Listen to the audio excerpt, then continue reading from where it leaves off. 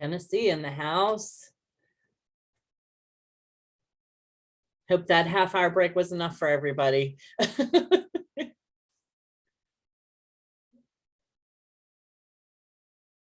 have a lot of people from California.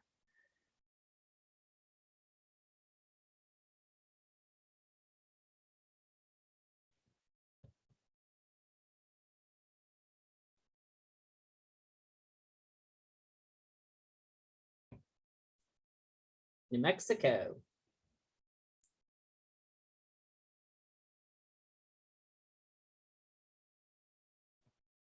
Well, welcome back, everybody. If you were on the last session, welcome to the 2022 NAFTA Leadership Symposium. 5 sessions today. We're on our second one. Our speaker today is going to be Rhonda Bell, and her topic is gaslighting, a guide for burning your practice culture to the ground. Sounds really good. She's saying it's going to be a very interactive discussion. So I have Melissa on with us, who's going to help field questions. So if you have a true question that you need an answer to, I suggest putting it into the Q&A, because with the chat being very active, the question may get lost, but she's going to try to answer questions during the whole session. So it should be very interesting. So let me just give a little bio here of Rhonda.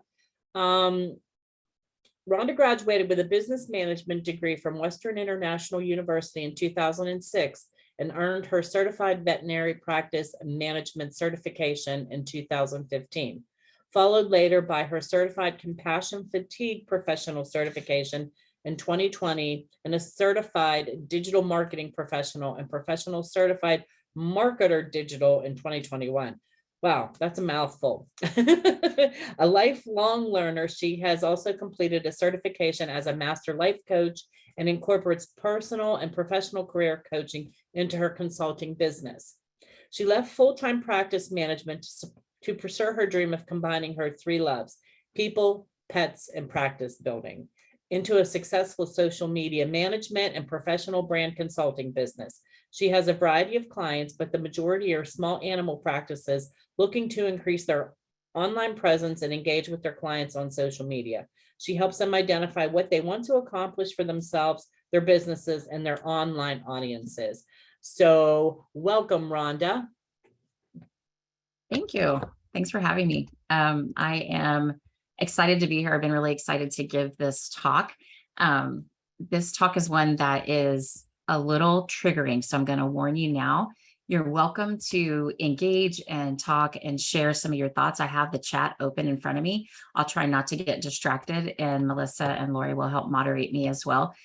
What I have learned from this talk is that people often start identifying some areas in their lives that either they participate in, so I'm talking to you, or I'm talking about you. And I want to make sure that you understand, as technicians and as leaders and as people who are building your own brand, your career is your brand, you are your own product. So I want to help you understand some of the areas that we sabotage ourselves in veterinary medicine. A lot of this talk is stuff that I've done or stuff that I've experienced. So this is a lot of my story. And I'll share a lot of my story today with you in this talk and also going forward. But I just wanted to kind of give you that precursor to what we're going to get into. This is some of the crappy things that we do to each other in veterinary medicine. So we're going to identify some specific scenarios that we commonly play out in the practice. And we're also going to discuss how these scenarios lead to those toxic cultures. So the toxic environment in the practice isn't your manager's fault. It's not the owner's fault. Everyone has to participate in that quagmire of grossness and that bog of negativity to build a successful toxic culture, right? So let's talk about how we get into that. And let's also talk about how we get out of it. This is me. All those credentials, I have a hard time even saying them myself. So I totally understand, Lori. Thank goodness we use abbreviations. I am also a master life coach. I enjoy working with people and trying to help people grow. It challenges me to think through the best ways to support people and the best ways to be welcoming and It also challenges my biases every single day. Every time I have a conversation with someone, before I offer advice, I have to think, okay, where am I coming from on this? What's my bias on this? Because I do have biases, and until we are aware of them, we can't really correct behaviors that are going on around us. So you have to really work on the from within. I've got 15 plus years in veterinary medicine in various roles. I started as an unlicensed assistant. And as soon as I got my business degree, the owner of the practice said, great, now you're my practice manager. And that was how I got into management. So there wasn't any training. There wasn't anything. It was, okay, well, you took some business stuff, so you go do it. Yeah. So I spent a lot of time screwing up royally. And that is also the experience bed that the foundation I built for myself, for my career, and for learning. So I've been married almost 28 years. I have 3 adult kids. One also works as an assistant in Texas. I have 4 grandkids, 2 pugs, and I have my picture of my pugs in the background, Gus and Stormy. And I've got some spoiled house cats and also some ferals that think I'm their mom. So let's get into this. Let's define gaslighting. It's the manipulation of a person to gain control over them by causing them to question reality. So this was formed from a play way back when, where this husband was totally jacking with this wife. He would take things, he would turn things on, he would turn things off. And back then it was like in the Victorian times where they have gaslight lamps. So he would turn it off and she would just hear the ticking, right? And so she's like, do you hear the ticking? Do you hear this? And he's like, no, what are you talking about? You're going crazy. So he would manipulate her and really did some psychological damage to her in order to control her and just to get his needs met. So what happened is she finally caught on and went and was able to take back control of her life, take back control of her emotional life. But I encourage you to look that up and to watch the play, read about it. It's pretty telling. Now, this was one of those where gaslighting was done in a very aggressive, negative way. We do gaslight each other in the practice and in life, but I'm not saying that everyone are evil and manipulative and out to take over the world. That's not where we're headed. I'm saying that we do exhibit behaviors that do gaslight people, and sometimes it's just what we know. Is everybody able to see my screen okay? If we can give me a heads up on the chat. Yeah, I can see. Okay, perfect. I just wanted to double check. So we're going to talk about gaslighting and toxic culture. Thank you, guys. Thank you for helping me out with that. Let's talk about some of the people who are the most likely to gaslight. Now, again, if you are this person, I'm talking to you. If you are dealing with this person, I'm also talking to you. So there are places where we're going to address both sides of this. Sometimes we don't realize that we're the practice bully. We have places that we're coming from, biases that we have, that we feel like we need to protect our job. We have insecurities, wherever we're coming from, that creates that need to bully and oppress. We're going to talk about some of that and some of those behaviors and some of the effects that it has on the team and ultimately the culture of the practice. What about the practice gatekeeper? This gatekeeper holds all the information, doesn't share, doesn't talk, keeps the secrets. That way they only know what's going on and they enjoy that. It's a sense of power and a sense of control. So we call those the practice gatekeepers. What about the owner that doesn't stand their ground? So this could be where, maybe you've got a prize technician, we call them the sacred cow, where they get to go into surgery with the owner and have the ear of the owner, and they get to kind of get their point across, or get what they want. Or, a client even who asks for discounts and asks for, well, can you add on this and can you add on that? And all of these extra concessions that really bog the team down because the owner can't say no. They can't stand their ground. Or what about a manager that hides behind the boss? I've experienced this where the manager's like, look, it's not me. I am not the one that is saying, do this, do that. I'm saying that the owner said that. So I'm not the bad guy. The owner's the bad guy. That's a pretty toxic way to destroy a relationship between the ownership and the team. So we know that people are burning out. We know that we're losing our talent pool in the industry at a rapid rate, faster than we've ever seen before. I have personally worked with so many people that are coming up with alternative jobs, alternative ways of making money within the veterinary space because they're tired of practice culture. They're tired of dealing with the crap. Whenever I was writing this article that now turned into this talk, I asked a lot of technicians and a lot of groups, what is it that is causing you to burn out? What is it that is the worst thing that you're dealing with when you think about gaslighting and you think about this stuff? And a lot of people, these were the three top answers I was given. So, the low compensation, the angry, abusive clients, and the toxic environment. Low compensation actually came in pretty low in that conversation. So I'm not saying that pay isn't a major topic. It's absolutely a major topic.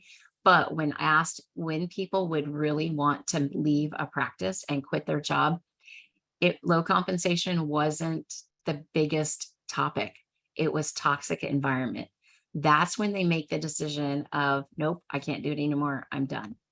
And you also start seeing that quiet quitting where people are dealing with a toxic environment. And then when you think about the fact that there's low compensation and you have angry and abusive clients, now you've got this perfect formula for burnout and people who want to leave. So these, I wanted to give you, these are the symptoms that people often describe when they're burning out or have compassion fatigue, or when they're quietly quitting and they're trying to figure out what's next for them or what else they can do in the veterinary space to make a living, or even sadly outside of the veterinary space. Some people are just leaving. So they have a sense of hopelessness, a sense of anxiety. They feel harassed. They have stress. They're angry. They're depressed. There's others. And if you want to jump in there and share in the chat, some of the other feelings that people are feeling or that you have dealt with yourself, I'd love to see that. But these symptoms are also the signs, yes, unmotivated, absolutely, the signs of severe depression as well. A lot of people who have talked about suicide and suicidality, they also describe these symptoms. And these come from the feelings that we feel whenever we have a toxic environment. Yes, resentment, absolutely. You start resenting the people who aren't feeling those ways or who are kind of the sacred cows. So we're going to talk about gaslighting as a management tool. This is one of those old time, I remember learning it in school, in college, where, some of the advice we were given, management, here's the big secret. Management is manipulation. We are taught to manipulate and psychologically maneuver our teams for success and for the betterment of the business that we're managing, right? That's the whole point. And it's not bad, but manipulation as a negative tool is bad. And especially if we cause psychological damage and we take away the safety of the environment with the manipulation we do in order to support the practice, that's when we got a problem. So gaslighting as a management tool is one of those, when you hear they should just be thankful that they have a job here. They should be thankful that they work here and that I'm paying them whatever I'm paying them. So this is ground zero for a toxic environment. And it also allows the ownership and the leadership to be permissive of bad behavior and bad moods and throwing stuff in surgery and being aggressive and being abusive in their language.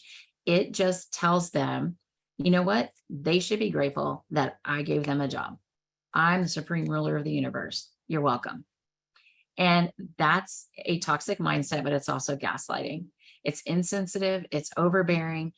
You also are going to find those guys who are into micromanagement and the shifting rules foundation. We're going to get into that a little bit later, but it really does make it for a very difficult environment to be in when you've got leadership and ownership that doesn't value you, doesn't value your skill sets, doesn't value in your compensation, but doesn't value in just what you bring to the practice. And I am a big fan of the entire team is what makes the practice run, right? It's not one group. It's not one person. There should not be any sacred cows.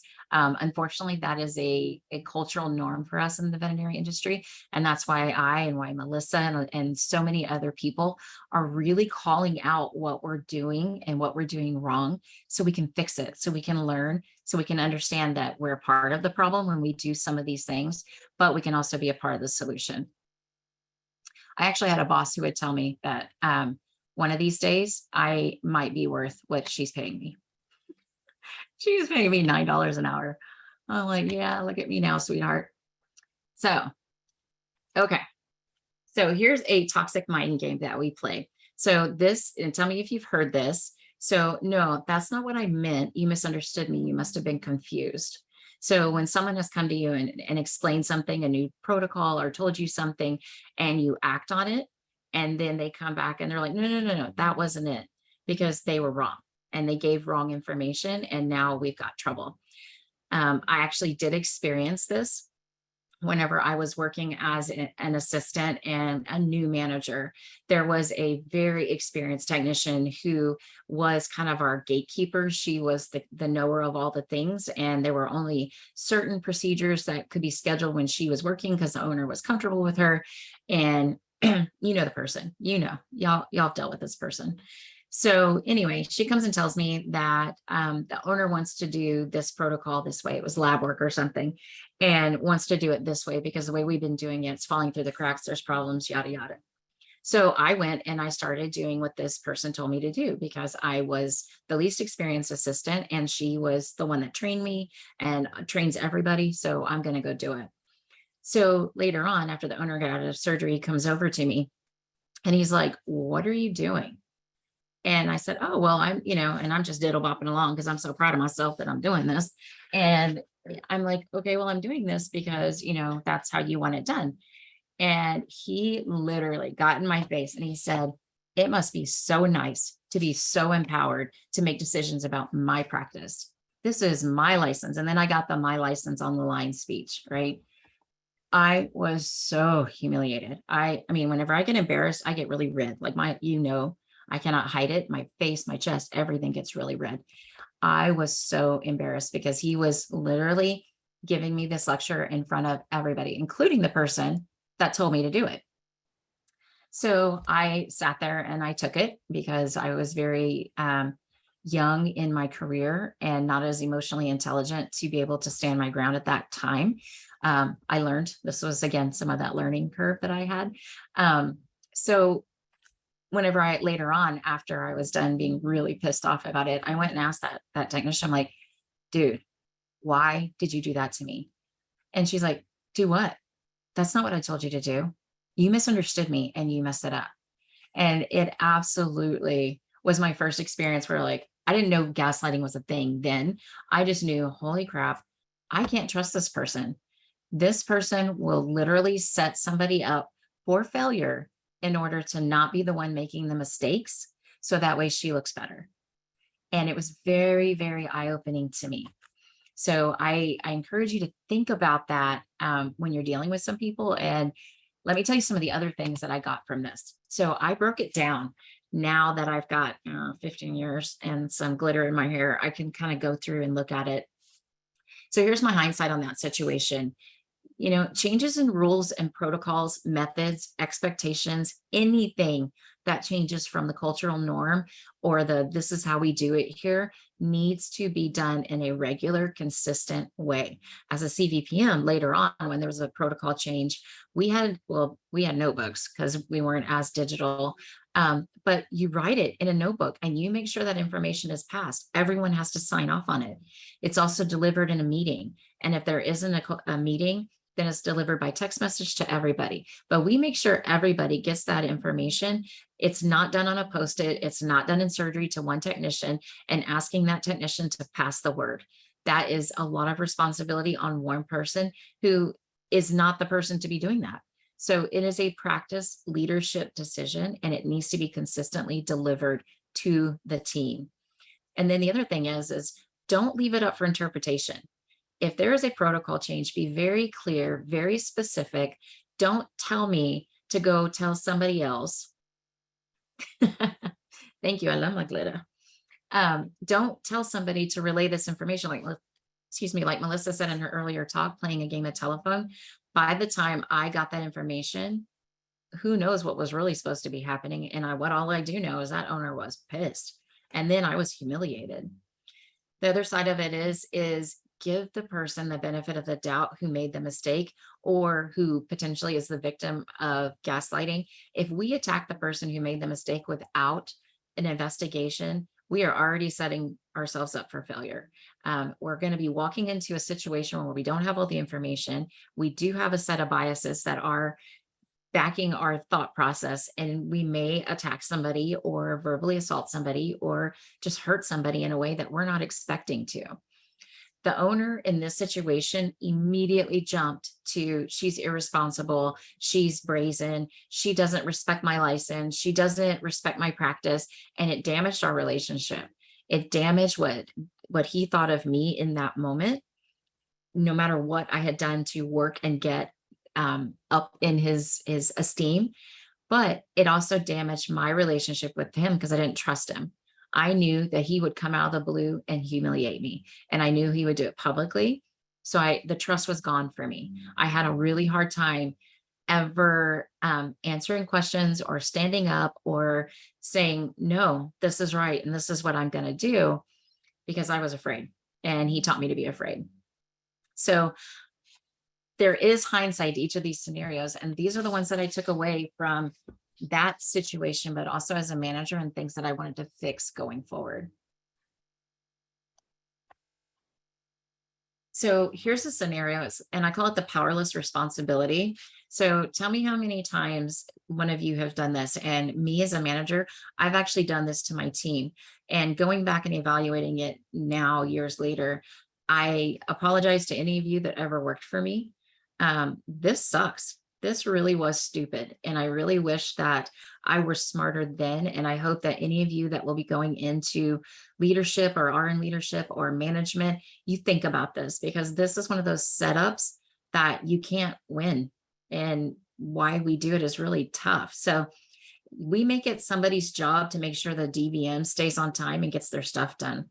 I used to have a doctor that was notoriously late, we actually scheduled extra staff to cover her. Then we knew that staff would be working late and probably going to overtime. So I never went back and did the math to see how much overtime the time management problem with this particular associate actually cost us, but I know it was significant. So we also placed pressure on this tech or on this assistant to manage and direct a DVM. Like, think about that.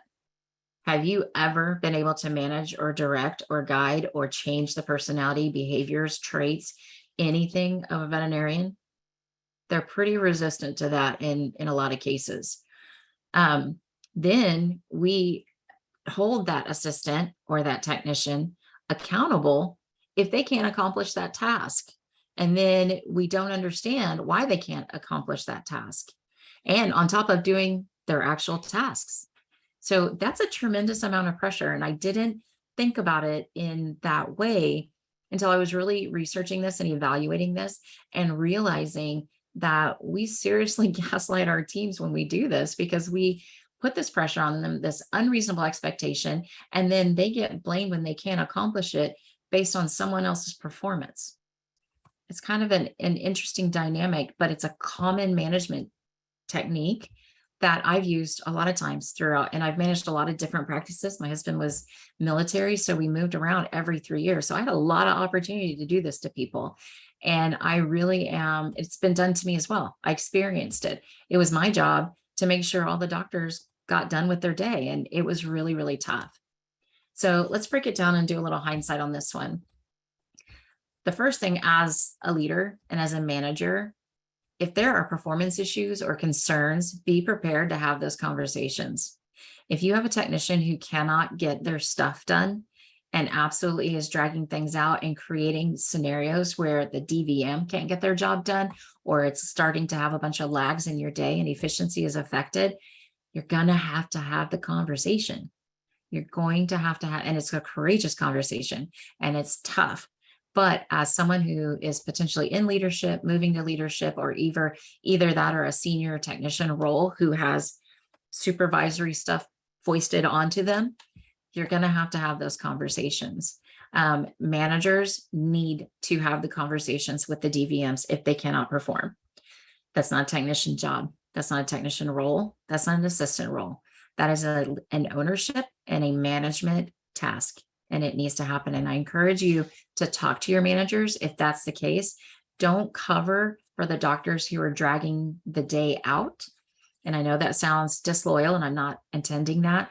I am asking you to protect your day, your time, your ability to go home and have dinner with your family, your ability to not burn yourself out by having those conversations about everyone being respectful of the time and the time management of the day and the flow of the practice. Not only that, what's our job? Job one is patient care. So if we are doing all of the things that we can do to make sure patient care is done well at the best quality we can do, then we've done our job, but we don't have to do it and kill ourselves in the process. The other thing is, before placing responsibility on a technician for the job of the DVM, make sure that we understand that we're not setting them up for failure, that if they are set up for failure, that we're not punishing them for failure, right? So when you ask somebody to do something within the practice, make sure that you can help them succeed, or that they can succeed, and that they have the tools to succeed. I'm going to go on to this next one. Dismissed and ignored. So again, I don't know, because we're kind of quiet in the chat, and I don't know if there's any questions coming in, but if you have any questions or comments to this point, please jump in there.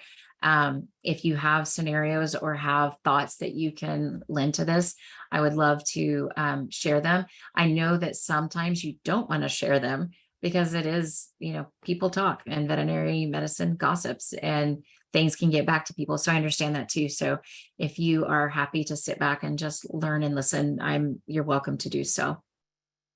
So let's talk about the dismissed and ignored. So are your ideas dismissed, disrespected, or ignored? So as leadership, we can get tunnel vision sometimes, and this can happen from the technicians as well. So those leadership technicians who are in those meetings, or who are in charge of training and who have team members below them that they mentor in some way. It's hard to get past this is the way we've always done it. I absolutely despise that. We don't have to do the way we have always done it. And in fact, if we do it the way we always have done it, we're going to get what we've always got. And right now, that's not great. So we're trying to rebuild what's happening in veterinary medicine. So I was in a meeting once where leadership told a team member that their suggestion was not very bright. Literally said those words, not very bright, and that they were totally off base. And that what they were suggesting wasn't even, like, it was so random, it wasn't even part of what they were talking about right now. And this person stood back, and it breaks my heart to this day. And I wish I could go back and jump in and defend them, because again, this was a learning lesson for me. Most of the stuff that I teach is stuff that I did wrong, that I learned from. And I'm very transparent about that, because those, unfortunately, are the most painful and poignant lessons we learn. I remember the face of this young assistant just standing there and just so defeated, and basically had been told, "You're stupid and shut up." And what was happening actually, and the rest of us were in this meeting, and we were kind of in the treatment area, all seated around in our staff meeting. And what was happening is the owner actually was on a tangent and totally went off on all of these different things, because they got all warmed up and was just talking and kind of doing this Gatling gun complaining session. And by the time it got back to this person who was going to offer the statement, it did relate to the original topic, but the owner had totally curtailed it and taken it in a whole different direction, and then was angry that they felt interrupted. And it was very frustrating and very sad. And they lashed out at this poor assistant. No one defended this person, and no one stopped the rudeness, even though it was the owner. Nobody. And I wish I would have stood up and just said, "No, actually, that was a part of the topic, and I feel like you're being rude, and I'm really sorry that you're doing this to her." Something, anything. But I didn't. And I kind of fell back in the fear of the crowd. One Melissa, you were saying something to me. I work at a small practice some years. They chose to be open on Memorial and Labor Day. During COVID, we were closed because we were so busy, and that was a gift to us. We don't get paid holiday pay. Let's see. I'm not sure what that was supposed to be. Oh, she said it was a partial story. And then I recently worked in an environment that I was told repeatedly, this is how we've always done it. I was hired to train and encourage positivity. Yes. Yeah. Anytime you go into an environment where, well, this is what we've always done. Oh man. There, the one thing that I have learned from COVID, and it is amazing to me. And I think we're seeing this massive industry shift where technicians, and it's so beautiful. I mean, I am so, oh my gosh, I am your biggest fan right now. So amazing, because technicians are taking their own power. They're taking ownership of their career. They're finally understanding that you are your own brand. Your career is your product that you take with you from practice to practice. Your identity is not the practice you're in. And we were trained for so long, and that mindset was taught for so long that you should be thankful you're in this practice. Well, bite me. I don't believe that. They should be thankful that I'm working here. I am bringing a skill set and a knowledge base with me to this practice, to this environment, that I want to make sure that I'm building and growing. So if I go into an environment where I'm brought in and I hear, nope, this is the way we've always done it, that means you have closed eyes, closed minds, closed doors. I don't even want to be a part of it. Right. So I know, I'm sorry, I'm preaching. I'm totally off track and I'm going to mess up my whole presentation, but it's important. I want you guys to know that you have your power. I am a CVPM. I have spent 15 years doing this, and I support you. I stand behind you. And that's why I'm here today, because I want to teach you and show you the crap that happens around you and to you, and how to combat it and create a successful career in veterinary medicine. You don't have to leave. You can make a change. So let's go on. I'm going to get off my soapbox. Melissa's going to have to put a shock collar on me so I don't do that. So here's the hindsight on that one. So honestly, if you snap at someone for having an opinion, what do you teach them? You teach them never to open their freaking mouths again. They're never going to have another opinion. They're never going to say anything that they want to share. They never want to, they're not going to risk it. They are not going to open their mouths because they're not going to be humiliated. And then the other thing that I saw was why, if you really break it down, if we were in a grocery store, well, now post-COVID, I can't even say this anymore, but before then, we wouldn't talk to people that way. We would not have that response. That response and talking down and demeaning someone in such a way is such a power play. It's such an oppressive thing that I can own you and I can talk to you in this way because I pay you to take it. Now, as technicians and even as managers, I mean, this happened to me even as a CVPM, even as 15 years down the road, I still had people speak to me in a way that I was beneath them and below them, and that they had some sense of ownership over my time and my space. And my favorite saying, and Melissa makes fun of me every time I say it, but nobody takes up space in your head rent free. And I'm sorry, but there is no price tag that they can pay to get it. No way. Nobody gets to abuse you. Whatever your hourly wage is, if you make $25 an hour, $9 an hour, $40 an hour, I don't care. Is it worth abuse? Are you willing to exchange that? So think about that. And when we're gaslit, that's exactly what we're doing. So flipping the script, this happens all the time. Now I see the chat totally busting through, so I think I got people all riled up. So Melissa, if there's something, pop in and just let me know if I need to answer something in particular. I'm happy to answer as we go or to comment as we go. This is something that happened to me actually within the last 2 or 3 years. I consult with a company, and I'm going to be very discreet because I don't want to, it's just a scenario and it was one person and it doesn't reflect on the company. So I want to make sure that that's very clear. But I was working and consulting with this particular person. And as we were working and kind of going through things, I would get corrected for things that this person would specifically tell me to do. Then the next day, it was like, no. We're not doing it that way. We're actually going to do it this way. You misunderstood me. This is what I want you to do. So will you please go redo it? So I would go redo it. And then the next day or 2 days later, it's like, why is it like that? That is not what I asked for. No, no, no, no, no. We're going to go back to the other way. That's what I wanted you to do. So it's the flipping the script just to manipulate and also to not create any progress, because this person was also the gatekeeper that wanted to make sure that they were in charge and that they were in control. And they were very intimidated by me, by my skill set and by my experience, not to be snooty. And it's not a humble brag. I'm telling you that I kind of fought with this person's personality and insecurity.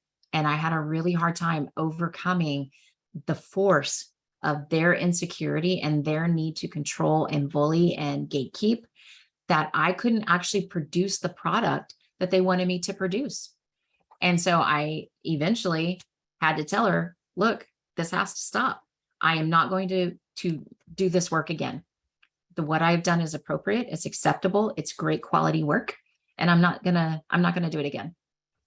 She got very frustrated. And then I actually had to go above her and talk to the corporation that actually hired me and told them, look, this is the situation. This is the scenario. I'm going to do the work. I'm going to do it one time, and I'm not going to answer to this person anymore.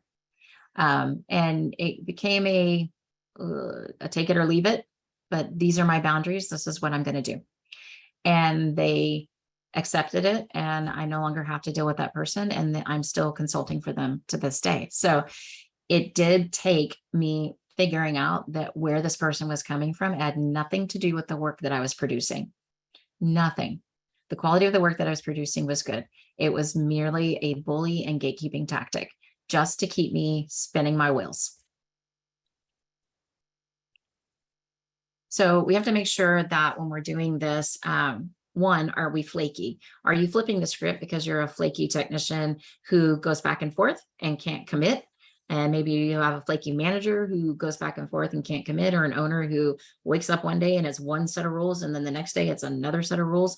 Or my favorite one, and it is a form of flipping the script, where each doctor has their own set of rules, and you have to learn who they are, what they want, and their personalities. And they have certain people that they want to work with and not others. That's super fun. Love dealing with that. Awesome. It's also very, very toxic. It is hard to manage all of those personalities. You literally have to have all those personalities in your head working all those different shifts in one shift. I mean, how much pressure and crazy is happening in that moment when we put that on our teams and when we work in those environments? So consistency in how we deliver things is very, very important. And it also allows us to have that, to take away the flipping of the script and don't have all the sets of rules for everybody. This behavior, when we do this to people, it causes so much confusion, and then it causes anger because people are embarrassed, then they're frustrated, then we have stress. And if we're doing this to multiple people, they're walking around with these feelings of frustration, stress, and just anger. And then we're wondering why our environment sucks. Well, because we made it suck. We did it. It's us. So blame shifting, the inability to own a mistake, blaming others for causing them to make the mistake, or also taking credit for others' ideas. I kind of put it there because I didn't want to have its own little slide because it was kind of a bit much. The gatekeeper and the bully is the one that does this the most, but we all do it. It is something that we all do because my son recently did it. He works for me in our company, and we didn't get a post done in time. Or the time that we said it was in time, but we just didn't get it done based on our schedule that we set. And it was like, well, because I didn't do blah, blah, blah, blah, blah, or I didn't get this from somebody. And I stopped him right there because yes, there can be causes that lead to mistakes, but that should not be your first reaction. Whenever there are mistakes, instead of looking back to blame the scenario, look forward to find the solution. What I want him to do in those situations is, okay, there's obviously a hole, fill it. What is the solution? I don't care who made the mistake. I don't care where it came from. I'm not going to blame that person. I don't want to go and tear that person down because it's in our past. I want to make sure. I wish you guys followed the person saying, Elliot, that's funny. I I see you totally derailed me, Melissa. Thank you. I love this stuff. I want to make sure that we're not looking back, that we're looking forward, and we're fixing problems. We're patching gaps. We're making sure that people have the tools that they need to succeed. So we did solve the problem where he does have the content that he needs to continue to move forward to get the post done when we want it done. This also happens in the practice all the time. Oh my gosh, I got blamed for so much stuff. And then I also found myself as a manager when there were problems and I did my little investigation. I was investigating the problem. I didn't always have the mindset that I was going to investigate the solution. So identify the problem, find the solution. That's where we need to be spending our mindset and our space, is really focusing on how to fix, not how to blame. Rhonda, Yeah. Kelly has a question for you about that. Yes, ma'am. I don't know if you What can do you see do when you're in a toxic environment? How does it get fixed, especially if management is willing or isn't willing to listen without leaving the practice? Are you asking me are you saying that management is not willing? So they're not, I'm going to go with not willing. Yes. Okay. It's really, really hard. So part of what, and I really get into it like super, super deep in my talk this afternoon. So I invite you to come back to that one for sure. But it's all in your mindset. Honestly, this stuff can all happen around you. And whether or not you internalize it and allow it to come in is up to you. You can't change management. You can't change anybody. I had that meme up. I hope everybody got to see it. I'm going to use that until, oh my gosh, that's going to be like my new rent-free quote. But you can't change others around you, but you can change others around you. So you do have to look at whether or not, one, you can thrive in that practice, or can you switch your mindset because you don't want to leave the practice, but everything that happens around you is a lesson and something that you're going to learn, something that you can take away from it. Also sitting down with management and having the conversation. I encourage you to talk to management, but not when you're upset. So when you're in the moment, I want you to take a step back. Do not have an emotional conversation that is so charged that they can't hear what you're saying beyond being worried about your reactions and your emotions to it. So you don't have to attend every fight that you're invited to. You absolutely can take your time to come back to that conversation when you're ready to have that talk. I also really, really recommend, and I'm totally giving away the end of this talk, but it's okay. I also recommend when these things are happening to document them. Document the instances that this stuff is happening. Don't just go into management and say, this is a toxic environment. Well, okay. That's like saying the sky is blue. What do we do about it? Like, tell me how, what is toxic? The other thing is toxic is different for everybody. So what you view as toxic may not be toxic to somebody else. I've seen managers who are a little disconnected and they tell me, oh my God, I have such a great team and we're all so great and we're all so happy. Then you talk to the technicians and they're like, nope, because they're not connected. They're not in the loop. So having the conversation in a calm way where you're not as emotionally charged, with evidence, with documentation. On this day, this scenario happened. You don't have to tattletale, but you can give the scenarios. And that will help you, one, identify when you're being gaslit. It'll help identify those particular moments in the practice that are kind of eating away at the culture. And that's where this is coming from. Rhonda, there's one question in the Q&A if you'd like Sure. to. It's how would you deal with guilt trips relating to using the clients, pets, and joy and passion of our work to staying in toxic situations? In other words, think of the animals. Okay, and I'm assuming that would be coming from management. Honestly, I am not a big fan of emotional hijacking. I encourage all of you to, if you have not read Emotional Intelligence, do it. I saw somebody do a Brene Brown post, and it is absolutely, yes, you have the power over how you were affected emotionally. Yes, we all love animals. Duh. We went into this business. It's not that we really thought we were all going to be millionaires, right? We love animals. We have compassion and we are very empathetic. In fact, a lot of us are empathic because we absorb the energy and we absorb the stuff around us. And because that does happen, it can be weaponized, right? So you have to set those personal boundaries, and you have to understand that people will say that to you. So I challenge you, whenever that happens, to think about it as, yeah, so like ask yourself that whenever you are being manipulated, or think about the animal, stay late. This is what we do. The patients need us. Yeah. So if you don't maintain yourself and you don't maintain your mental health and your emotional state, how are you going to be there for them? I would rather have one technician working for me who is balanced and has focused on their own wellness and has a healthy set of boundaries, because they're going to help me run that practice and stay within those boundaries of a successful practice. The practice has policies, right? We have protocols, right? We have to live with those policies and protocols. Why can't you? Why can't you have your own set of policies and protocols that protect your wellness, protect your mental health, and protect your brand as a career technician? So I would not allow it. I would just not allow them to get into my head in that way. I hope that answers it. I know it's a tough scenario, and it's a tough love answer, but people can only manipulate you if you allow them to manipulate you. I would not. You just don't let them pull that string. Don't take it away from them. And if you just walk away and say, I am here because I love the patients and I have to take care of myself because I want to come back and love them some more, what are they going to do? Argue with you? So this kind of goes into the don't be afraid of bullies also, because management, we can bully and manipulate. I know it's a shocker, right? But no one in the practice should have so much power that they're allowed to abuse or impose their will over someone else. That's the owner. That's the manager. This is a transactional relationship. This is a business relationship. You are trading your skill set and your services to a practice for money. Okay. Let's take the emotion out of it. That's the truth of it. Now, we attach emotion and our psychological well-being and sometimes our identity into the work that we do.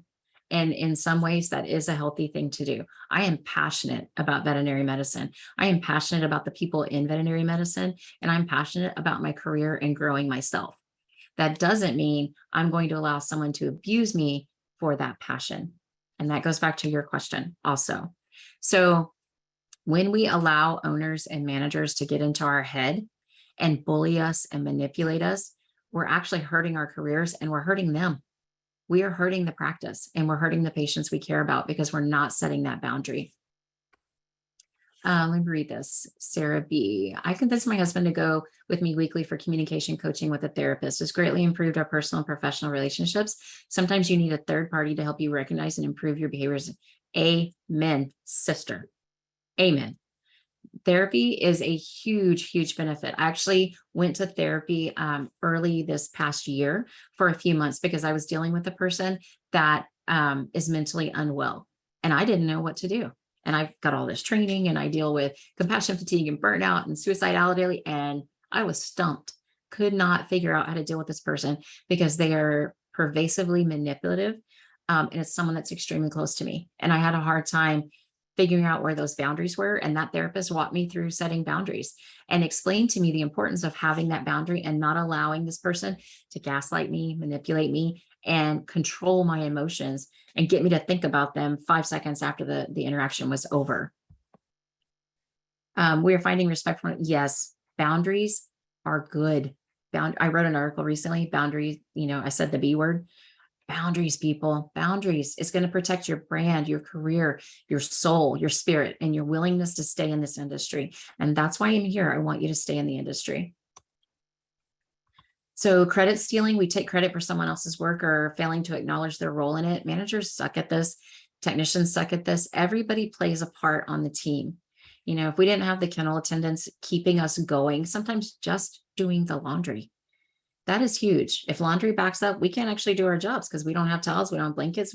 I mean, it's a huge thing, but we often overlook it and we don't acknowledge their role in the practice and their importance in the practice. Every single person in the practice is crucial to the success of patient care, and patient care is job one. So protecting the team against some of the bad behaviors is another way of recognizing the team. When you see that people are misbehaving and treating people horribly, step in. You don't have to, I'm not saying go in there and get a street fight and, start smacking people down. Just step in and say, we're not going to do that. We're not going to talk to people that way. That's not appropriate. That's not how we work in this team. And that's another way you can start to change some of those behaviors in the practice. The thing I'm talking about today is the hardest thing you're going to have to do. Gaslighting is so hard to combat because it's an internal manipulation. The people, sometimes they're not even icky. They're not even trying to be mean. They're just trying to get their will met, get what it is that they're trying to do accomplished. So stopping it, standing up and speaking for ourselves in a calm, positive, non-toxic way, communicate to them that you're not going to accept that on behalf of that person and that that person doesn't deserve that.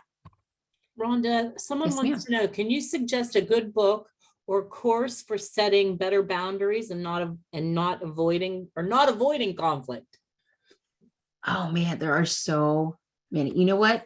I can tell you the fastest way to get into this is YouTube. There are so many good videos on setting boundaries and gaslighting, which also leads to narcissism. Now, it is one of those things, it's a rabbit hole that I can totally go down. There's a difference between narcissism and narcissists. So one is a personality disorder and the other is a behavior. So realizing that we can have narcissism in our personality, but we aren't necessarily narcissists, right? Those guys and those behaviors, those patterns of behavior lead to gaslighting more often than not. So do some research on that. There are some books. I'm totally drawing a blank right now, but oh my gosh, there are so many. I also highly recommend doing online therapy. I went to betterhelp.com and I'm not paid by them. I'm just telling you, this is what I did. I'm very transparent about where I have been. Yes, saying no is okay. In my next talk, we're going to go over how to say the professional no. But betterhelp.com. And I talked to a therapist who was also a professional. He is a therapist, but deals with family therapy, but as well as professional and career therapy. It was amazing. You can pick the different kinds of counselors you want to talk to. Anyway, we talked, it was about boundaries, 1000% about boundaries. And I didn't even realize, I didn't even realize that I had dropped my boundaries. And that's why I was having so many problems. That's why I had so much stress and so much frustration, because my walls were down. My protective boundaries that I put up were down because I allowed people to they poked them and they finally poked through. And whenever you poke through and you're touching at the nerve of a problem, that's when it becomes a problem and it becomes a painful situation. You start having anxiety, panic attacks, you feel harassed, you feel hopeless because your boundaries have been weakened and no one can strengthen those boundaries but you. So I encourage you to do that. Thank you, Melissa, for pulling that. Yes. And then the YouTube search, seriously, so many good, and Brene Brown is really good. So many different ways of looking at how to set boundaries. So the biggest way you can do this, and totally just got through it, is by taking back your power. You literally can speak up for yourself. You are allowed to politely say, I don't like this, or I'm overwhelmed. I need to come back to this. I'm not ready to talk about this right now. And if it's not respected, that is a big eye opener for you. It needs to be a big eye opener for you, but you can take back your power. You are not weak. You're not the girl standing in the meeting who has their head facing down, who is afraid because the owner is attacking them. You can say, no, I was answering your question and I don't like being talked to like that. So these are the biggest tools for what we can do to combat gaslighting. And this was asked earlier on, but these are the three that are recommended by several psychologists, but also just in life, if you think about it, and go back to the fact that you are your own brand, you are your own business, you're providing a service to the practice and you're selling it for a dollar amount, right? So document in the veterinary space. If it's not in the record, what is it? It didn't happen, right? So document your career, document what's happening around you. If you need a diary, if you need a notebook, whatever the case may be, but if you're experiencing a situation that is kind of pushing in on those boundaries and causing stress, and you feel like you're in a toxic environment, start identifying where it is that that's coming from, so you can start looking for solutions, either for the situation or for yourself. But you have to document, you have to pay attention to the situations and the scenarios that are happening. And I know we're busy. I know we are overwhelmed. I know that it is a problem right now, but you can't solve the problem unless you look and identify the root of the problem. It's like pulling the tooth and only pulling out the top.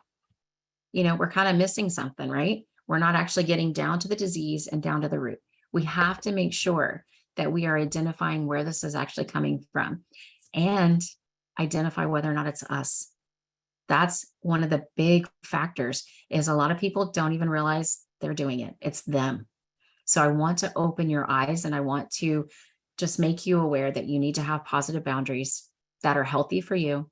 They're going to be healthy for the practice. They're going to be healthy for the pets, but also pay attention to whether or not you're inflicting pain on others for your own biases. Are you insecure about your job? Are you insecure about your skill set? Are you insecure that the owner doesn't like you, or that, you have personality conflicts with management, so you're always afraid that they're going to fire you? So look for solutions in those areas. If it's a skill set issue, what about training?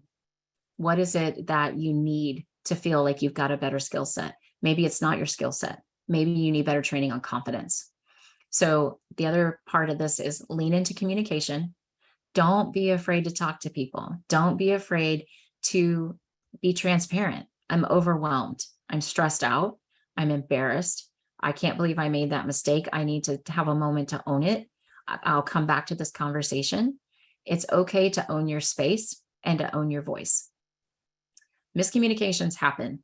People misunderstand perspective.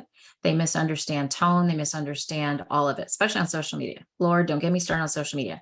I own a social media business, and I can't tell you all of the toxic crap I see. It is unreal, because we don't understand. We're not taking context, and we're not stopping to ask for context.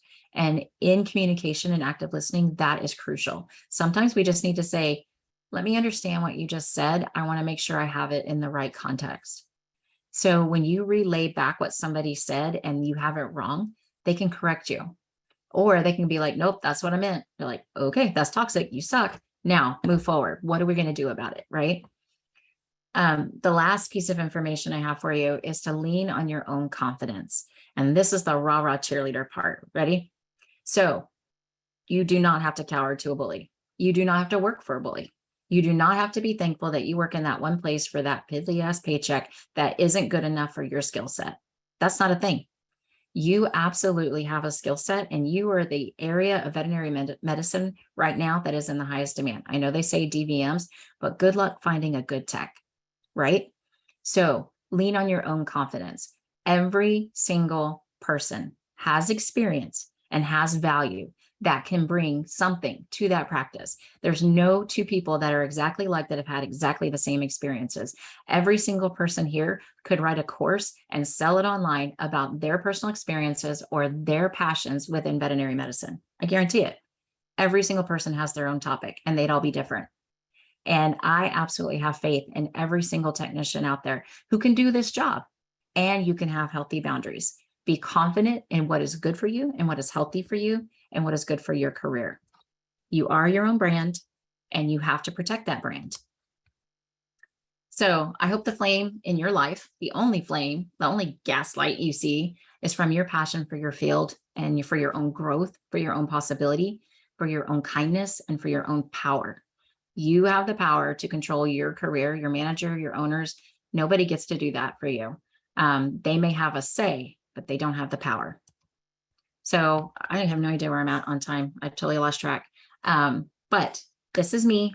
I hope that you learned something. I hope that I helped you. I'm happy to answer questions and to chat and to work through some other scenarios as well. Looks like we've got 5 minutes. Oh, yay. Okay. I want to read from Sarah. For Appreciation Week next month, I bought each team member a daily veterinary reflection journal. Oh my God, I love that. To write about their day, details the good, the bad, the ugly. We will be bringing them team meetings and discuss what everyone is good. You probably just gave them their own documentation notebook, but I love that you did that. You're welcome, Allison. I hope it helped. I always get nervous with this talk because it is one of those that can be triggers because you don't even realize you're dealing with this or you're doing this. So I want to be very careful that I don't trigger you, and I try to walk you into that. My next talk gets into a little bit deeper on the effects of what this kind of environment has and the effect it has on me. And I'm going to tell you my story as well. It had permanent disabling effects on me. So it's huge. And I feel like it's something we need to talk about. You're very welcome, everyone. You're very welcome, Anne. You absolutely have some amazing skills. Thank you. Thank you, Rhonda and Melissa. If there's any other questions, I don't see any questions. You're getting lots of thank yous very much. I see that. Thank Everyone you so much. Really appreciate it. What a great talk. You guys are so beautiful. Thank you. And if there's no questions, we have our next session at 1 o'clock with Dr. Jen Brandt from the AVMA. She has her topic of something to talk about, a new era for workplace well-being.